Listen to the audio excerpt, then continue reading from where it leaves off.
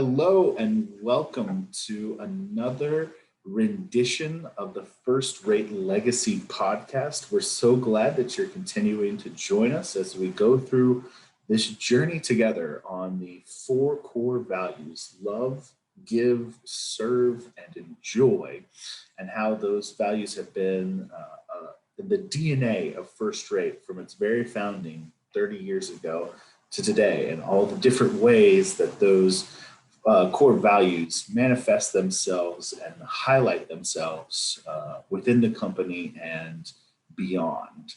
We've already heard some great things from Rachel Guy with regards to how she serves through Camp Impact and how they take care of so many of the disenfranchised youth, children within the Mid-Cities area. We talked with Trisha Duffy about CCA and how the legacy of giving that her father started through a Bible study helped create this amazing organization that still runs today, how she carries on that legacy of giving and allows other first raters to participate in giving. And so today I am very happy to be with the one and only Tony Lamberti, who's here. Tony, say hi to everybody. Hello, everybody. Very well done. Today, we're going to be talking about love. And of course, there's no better person from First Rate to talk about love than Tony. I will never forget the first time I met Tony. I was greeted with his patented big old bear hug. And it's something that I know so many at First Rate look forward to anytime they see him. And he looks forward to it as well, because he's just ready to just embrace you and love on you. And it is just a beauty to behold. And so thank you, Tony. It was, in fact, getting one of those big old bear hugs from you the other day was the highlight of the month for me. So, although now this might be the new highlight. That's good. It was a highlight for me. It's been, the pandemic. It's been a rough year for us. So yeah, it was really, really good to see everybody that I did see. And it was really, really powerful to get to hug so many of what I consider family. So yeah, we are family, and that's a big part of why we're chatting today about love and First Rate, is how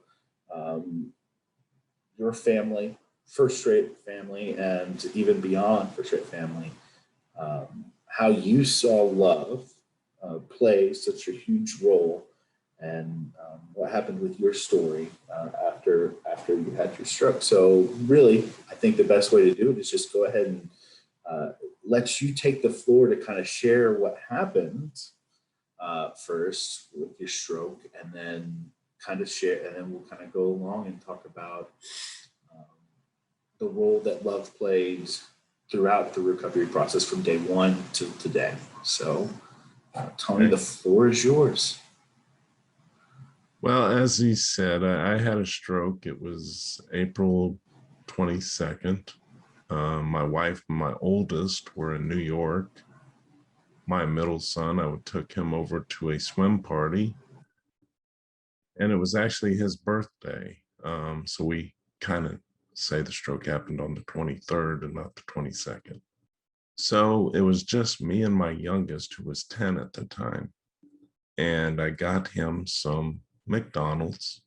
That's what he asked for, and that's what's safe for them. They have severe food allergies: milk, dairy, or I guess that is milk, dairy, nuts, especially peanuts. So we have to watch what they intake. And I thought I would indulge on some Popeyes myself, some spicy chicken, because I don't get to have that. And I got home and I ate that, and I just got really, really hot. At first I sat outside. Even my son, again, 10 years old at the time, said, "Are you okay?" And I said, Well, I'm just out here trying to cool off. So I moved back inside and was still hot. And then all of a sudden I needed to vomit. And I thought I had a severe case of food poisoning at this point, or actually not even severe at this point. I just thought I had some food poisoning and I needed to get it out. So I got rid of that. Went and laid down, had to do it again. Went and laid down again, had to do it again. Wow. Went and laid down. Yeah. And I thought, still didn't think anything of it, just food. But here, I'm a man. I haven't been to the doctor in 30 years. So at this point, and I was 49. So, rub dirt on it, put ice on it, we'll be okay. Yeah, too often people think that.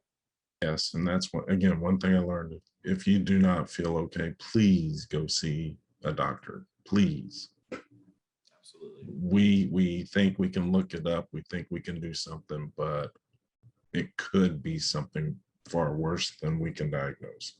Anyway, so the fourth time I went, and by this time it's just, the usual, nothing. But finishing that up, I stumbled out of the restroom and I thought it was just dehydration at this point. I'm rubbing dirt on it. But I walked back and I got to the bed and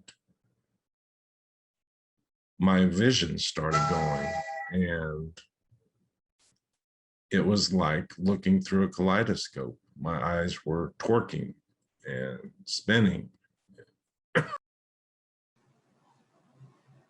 And at that point, I kind of realized it was something different, or it was so severe, there's no rubbing dirt on it. It had to be so scary once you have that realization. Especially with something so foreign of feeling like you're in a kaleidoscope, it just has to really, really just alert you and frighten you. Yes, it did, so much that I just yelled as loud as I could for my son. I said, we need to call. And again, he's 10 years old at the time, and he was able to call my sister, and we called 911. They could, again, I was in the guest room, which at the time was my computer room as well. And they couldn't get the gurney upstairs. So I said, that's okay, I'll walk. Well, that's when it really set in. I could not get out of bed. I fell down. I could not feel my right side at all. It took 3 of them to carry me down the stairs and get me on the gurney. And as soon as I was there, there's no rub dirt on it or anything. I just laid my arms out and I said, do what you got to do. Something's bad. So they actually started 2 IVs, 1 in each arm. And off to the hospital we went. I get there and it's so funny. I'm sitting in the emergency room and it's time to get a CAT scan, MRI at the time, and the nurse puts a wheelchair in there, or tech, I don't know if it was a nurse, and said, here, you need to get in that. And dummy me, I tried, for which I then got off the bed at the ER and fell straight to the floor. No. And he comes in and I'm on the floor and I said, now my knee hurts. And he puts a tag. Yeah, we'll CAT scan that too. I said, again, the funny thing about having a stroke and doing things to your brain, especially that portion, I have little or no control at this point over foul language.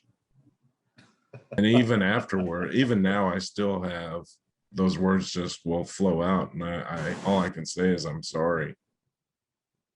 But I said, F my knee, just get me in there and let's look at what's going on with my head. Yeah.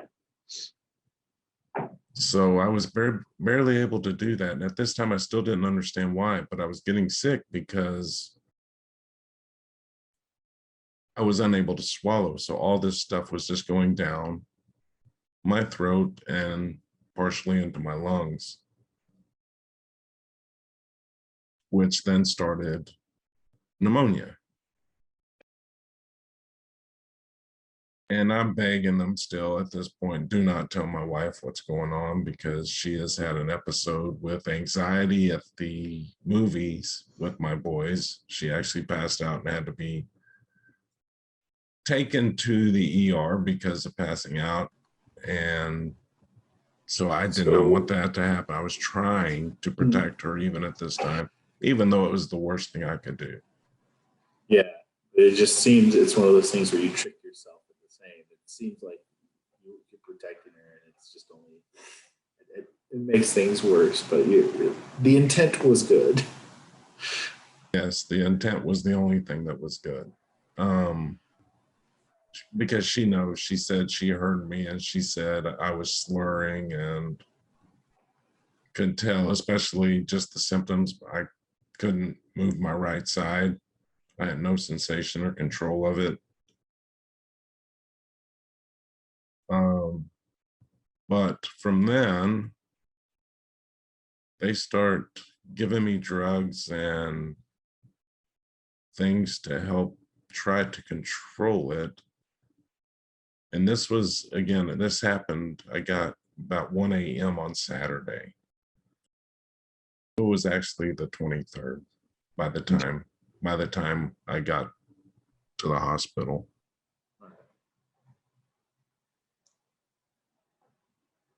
And they didn't diagnose a stroke either immediately. It was 2 days later before they finally did. When I was on my second intubation. That's crazy. And they were able to see that my heart went AFib. And I had no idea. I didn't know what a stroke was, didn't know what AFib was. But AFib is where one of the chambers of your heart will be out of rhythm with the others, and this can cause a blood clot to build, and then that's what shot up to the back of my neck to the brain. If, again, I have sent the document to Blake, we'll attach it. Please look at that for stroke recognition. A couple of acronyms, there's FAST or Be Fast, and a couple of things I'll tell you should do immediately. Raise your hands above your head. If you can't do that, call 911. Stick your tongue out. If you can't do that, call 911 immediately. And that's what the FAST and Be Fast actually stand for. FAST being face, arms, speech, time to call if you can't do any of those. The Be Fast is actually what got me. It's balance, eyes, then face, arms, speech, time to call. Yeah, and time is of such importance in situations like that.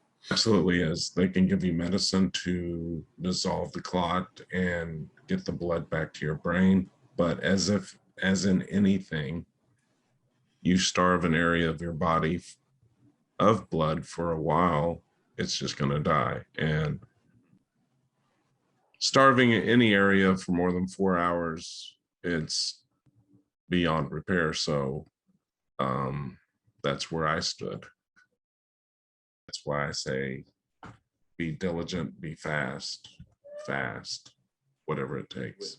Yeah, we will have those that file will be attached with this podcast as well, so that people can have that and share it, because that's a big part of why you share your story, is because you want to make sure that everyone has the awareness they need to help be timely to prevent 4 hours of shutting off, blood circulation to that part of your brain. Absolutely. And I think that goes hand in hand with why Blake has me on here for love. I love and care for everybody, and I do not want this to happen to anybody.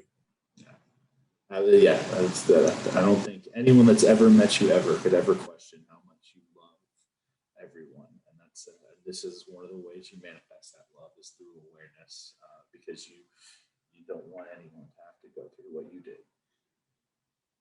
So I touched on intubation, and I again had no idea what that meant, but I was intubated 3 times. Which basically means I died 3 times and they had to bring me back to life. So crazy.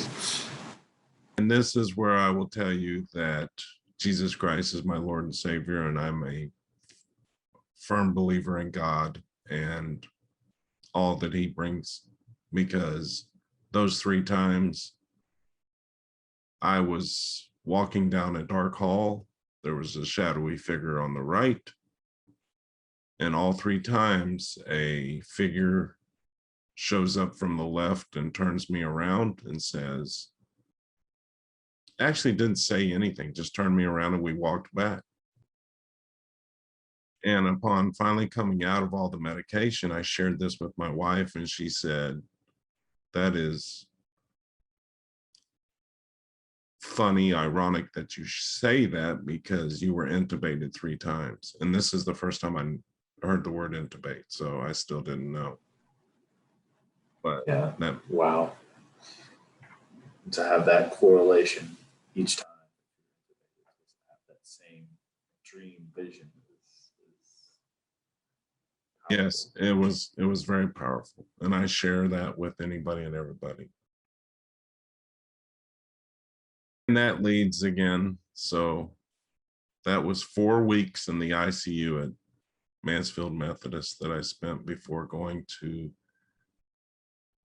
Baylor Hospital, downtown Dallas. My wife and her connections and abilities researched only the finest doctors and facilities for me, thankfully. And I got checked in there.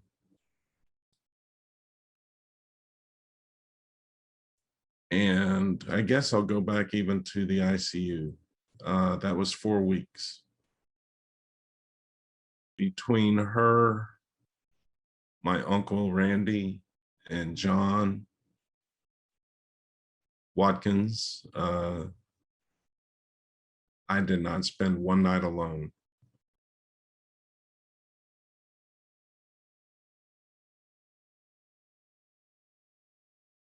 And that's so valuable because not being alone and having that support system for you, showing you the love to be there with you, because it can be so frightening being in a situation like that, to have that tight knit community support you and just be there and be present.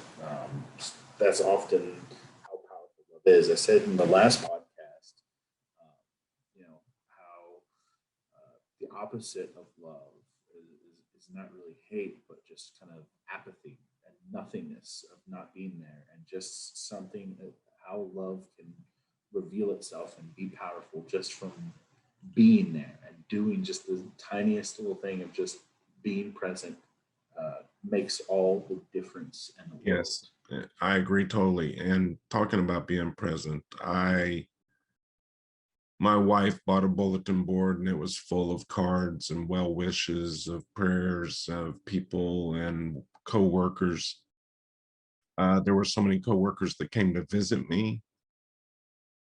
I can remember some and I don't remember a lot because of the drugs I was on. All I can tell you is through it all, I will say, and I will continue to say, that it was a we thing. There's no way I could get through what I did by myself. It was we through and through. The love I felt, the presence I felt pushing me with that was just remarkable. And I can't thank people enough, and I couldn't then. And I think a way that you thank, you thank them still and thank through sharing the story and sharing the love that they showed you so that it can be inspiration and motivation for others to be that same love, to be that same power. Yes, and it meant so much to me. I mean, we had people that worked there and people that formerly worked there. Jeremy, Lee, Harbaugh, Jedi, they set up a schedule and would come mow my grass. Mhm. They set up and helped my wife find a maid service to help clean the house. All this because she was, again, single mom, dealing with me being in the hospital for a month at first. Yeah. Yeah, this is just at first, and First, three yeah. kids with, and just remarkable. Because from there I went to Baylor and I spent the next 5 to 6 weeks in a short-term rehab at the Baylor Hospital.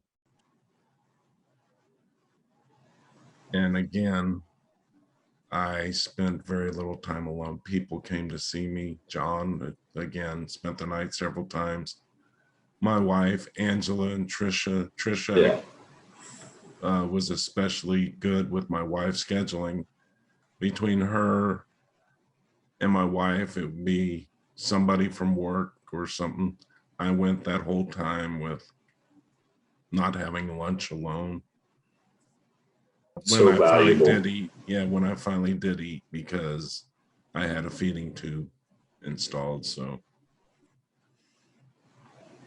that was part of my stroke. I had to teach myself to talk, how to swallow. I still have difficulty swallowing. It's one of my vocal folds is paralyzed, so I have a collagen inflating one side, so I've only got the other side that works. But it's all good. So I had a couple of physical therapies. I left there. Again, they would have me do stretches and various things. I couldn't read because my eyes would shake. I couldn't see the TV in my room because of that. And they were even more sensitive then than they are now. They're still very sensitive to light. But they end up sending John and my wife to Home Depot to get a pair of goggles, for which the doctor then put electrical tape around everything except for these slits in the middle that made me look like I had cat eyes. But that was just to help me focus and see straight. So it worked. It worked extremely well at first, but Good. something happened the day before she came. The day they started shaking real bad again, even worse than they did before she even admitted that. But that's beside the point. I go on. I'm sorry. Apologize No, for that. there's no apologies needed. Every aspect of the story is so unique and valuable and informative. So. Yes, it's called nystagmus, Nystagmus, where your eyes just shake involuntarily. They'll shake and torque. And again, having very limited coordination on my right side and my world constantly moving, walking is extremely difficult, even today. But as I said, I went there, I was in a wheelchair. We worked and worked. There's videos on Facebook of me with different apparatus. I can take 5 steps with being held up by tape and all kinds of things in different machineries. Just crazy. Yeah, so crazy. Yeah, learning to swallow and speak again. And they actually, again, with gauze, would put battery shockers underneath my throat and shock me.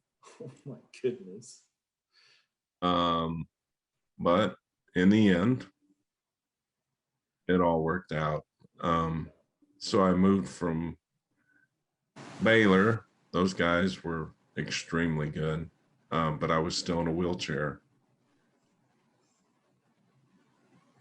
And from there, I went to CNS.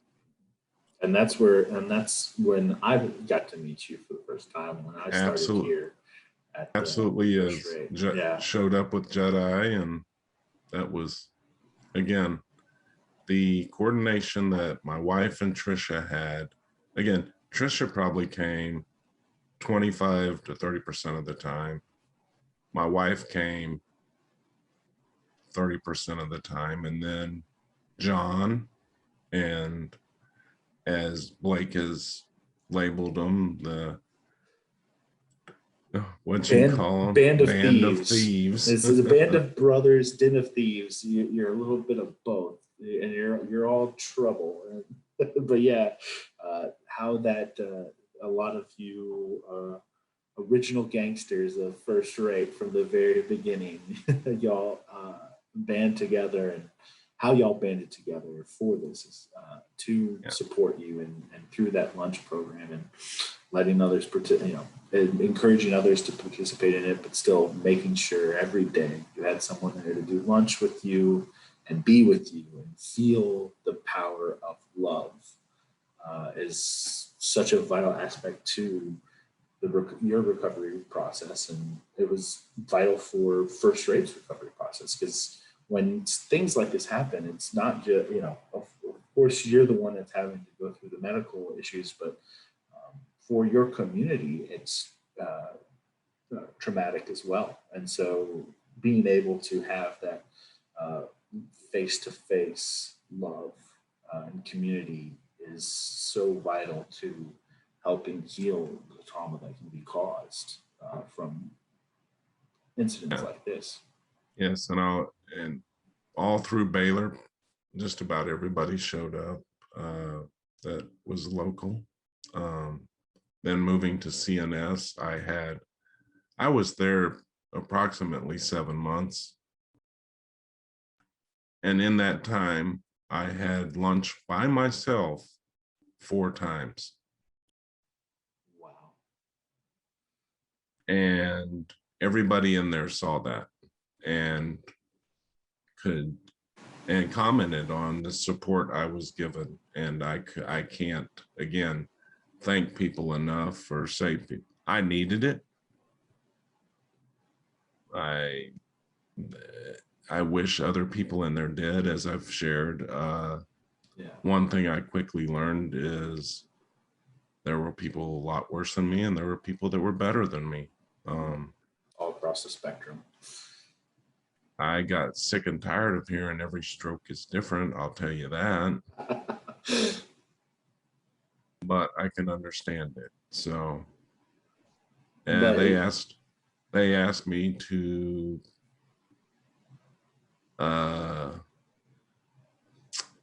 be a part of different tests, of which I gladly took anytime they said I would participate.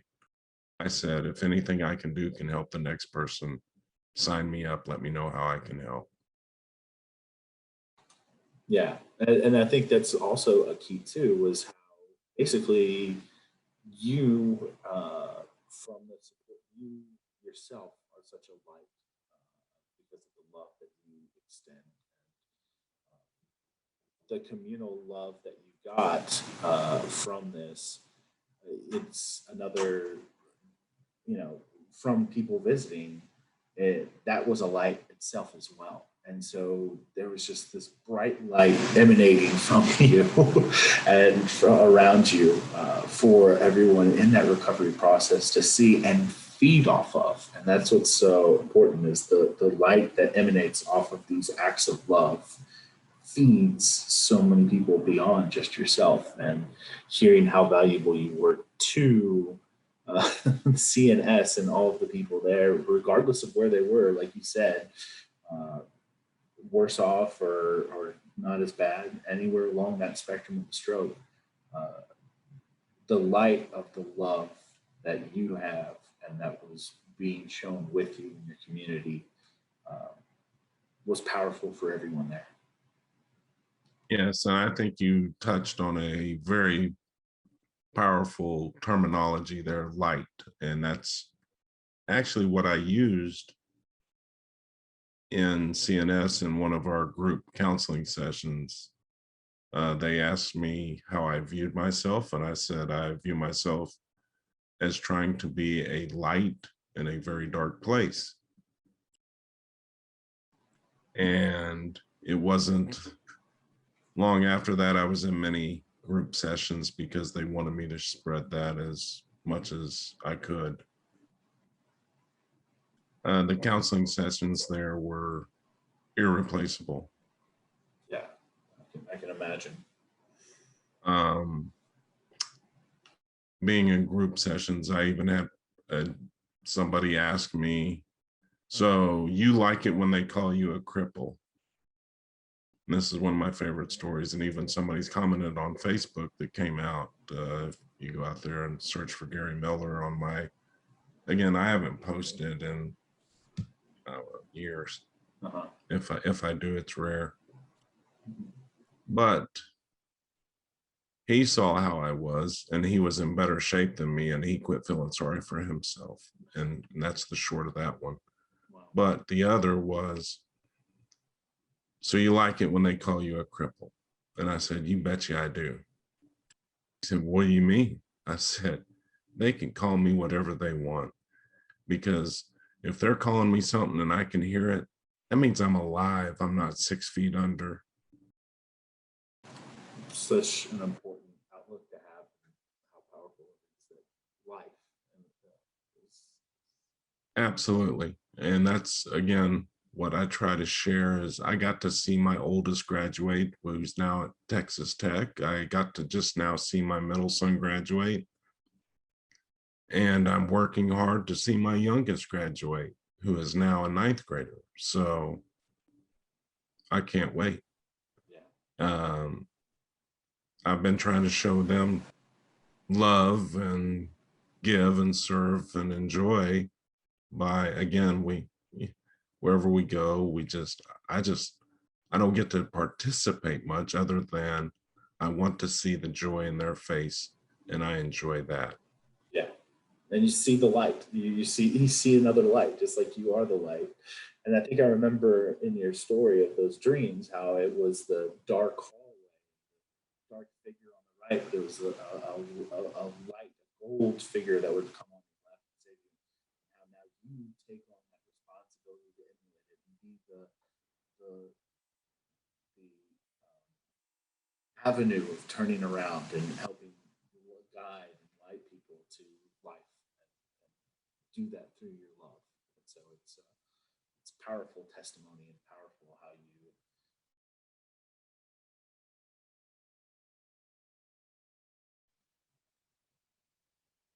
Yeah, I agree. Again, just about everybody came to see me at CNS, and I am or was what you would call very, very, very, very, very, I don't know if that's enough varies, introverted. And now I will share my story with anybody and everybody. And I did in Baylor, and I did in CNS, and I continue to try to do that now. It's definitely hard for me to believe that you used to be introverted, because I've only known you as the big bear hugging extrovert that I see you as. Yeah, I mean, well, in fairness, though, it's you have a different persona with family than you will with a stranger. So I'm quick to be open with family than I am with strangers, but now it doesn't matter. I'll talk to anybody and everybody, and I'll talk for a long time, like you're seeing here. Yeah, and we're loving it. CNS, back to that. I tried to be a light in a very dark place. And I even on Halloween, I got an Elvis costume and put that on and went to CNS as Elvis. And it was nice. I think Deborah Detweiler came and saw me along with Trisha and Angela. It was fun. I didn't win, but it was fun. Hey, that's all that matters, is that it was fun and that you were just loving life. Yeah. Yeah, I got to go in there as Elvis with a walker at that point. I had elevated to a walker by then, which was quite the improvement. And Yeah. by the time I left there, I was able to walk. So Yeah. And it's pretty phenomenal to track your recovery and just see how far you came since those first few days at the hospital and to now where you're at, and how it's a testament to your strength, but also it's a testament to the community that loved you and put in the effort as well to help you through that. The doctors, first grade, everyone, all that effort to help you get to where you've gotten is from a love, and a love that was earned because you are just such a loving spirit. I try to be. I enjoy it. Like you said, I hug and I get as much power, or I like to tell people it's almost like a video game, as I hug somebody or even greet or talk to somebody, it's like filling up my health bar. That's the way I feel. It's so special to get to spend time with people and touch people, and whether that's touching them in a emotional state or actually physically touching them and in an emotional state. It's just, there's no power stronger than that. That's why we're human beings, and that's why we have a God that we believe in. And that's what was so hard for this past year for so many in a pandemic, when touch was touch had to be so checked and watched in a way that no one had been used to, and being deprived of the touching or and the hugging of loved ones from beyond immediate family and friends, and it was tough and it was rough, and it's something that still people have to do as we're still getting out of the COVID pandemic. Yes. That's great. That's great you say that, because I've been in my pandemic for 4 years. Yeah. I went from being able to share a hug with people to not being able to, because I can't drive. I can't do those things. So I can't be in the office. And as you touched on last, 2 weeks ago when I came to the office, it was incredible. That was so powerful. That made my year. It made the pandemic go away. It does. And then, it was just being able to express love through a hug, through touch, is just can make so many things go away and heal so many things. Just like it's helped with you and how you've helped others. I hope I help others. And you do. All this, I'm so selfish. It all helps me. That's not true.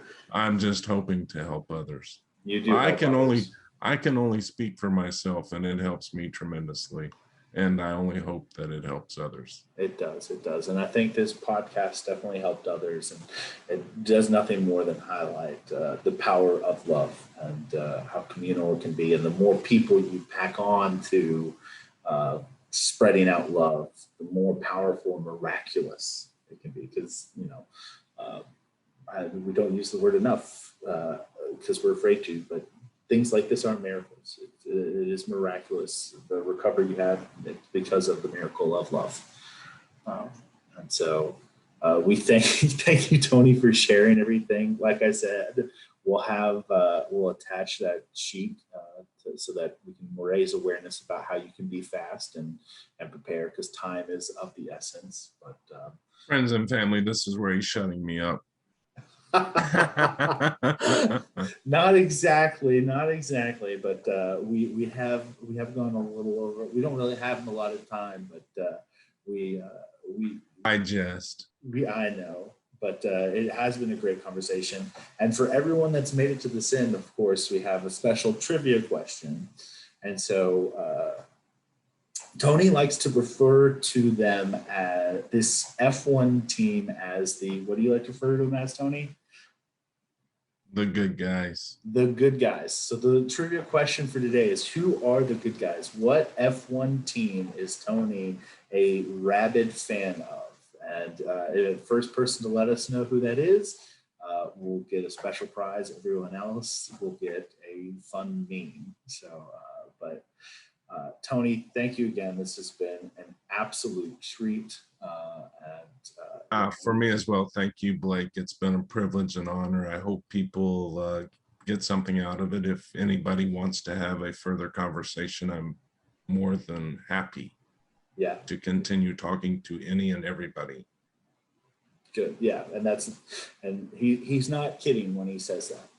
Tony, very much. You're someone that's ready to talk and share and spread out that love and awareness. And we appreciate that. And we appreciate you. And so, well, thank you, Tony. I appreciate it. And thank you all for listening. And we hope to see you again next week. So God bless and take care, everyone.